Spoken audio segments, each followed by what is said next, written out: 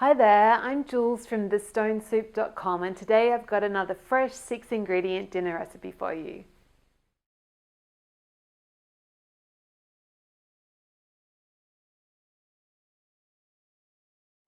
Great, so for the chocolate olive oil cake, I've got my oven heating up to 180C, which is 350F, and then I've just lined a loaf pan with baking paper, so we're good to go with that. And then I've got 50 grams here of cocoa powder. And if you want imperial US measurements, check the written recipe. So 50 grams of cocoa powder, then we're adding in 150 grams of boiling water straight from the kettle. She's good, 150 exactly. And then I'm just going to give that a whisk. And you'll have lumps, it's not a big deal.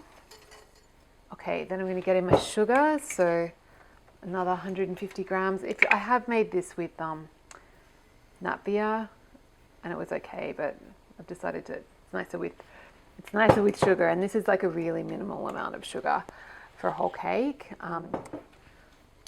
Mix the sugar in,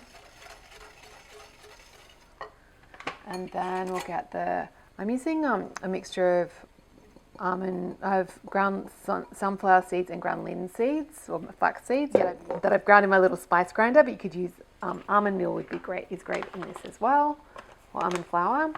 So then we want 2 teaspoons of baking powder and 2 teaspoons of vanilla extract.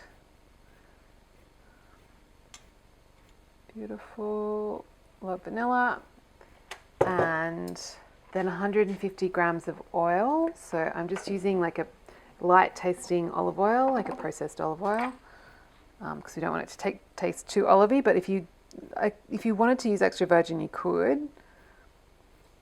It'll just have that kind of pepperiness, which I would actually, as an adult, would like, but I don't think my boys would really enjoy it. So 150 grams of oil. And I find it easier just to weigh out rather than do cup measures for that. And we'll get 4 eggs in. So we've got our 4 eggs in, and then I'm just going to whisk until it all comes together. Beautiful, and that's as much whisking as you need. So then I'm just going to pour the mixture into a prepared cake pan, and I'm going to bake it, so 180C, which is 350F, for about 45 minutes. Okay, so the cake's been in the oven for 45 minutes. I'm just going to check.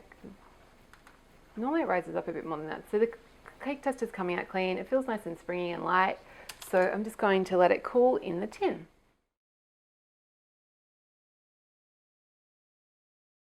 So if you enjoyed this recipe, come on over to my blog. It's thestonesoup.com, and you can download a free ebook filled with simple recipes just like this one.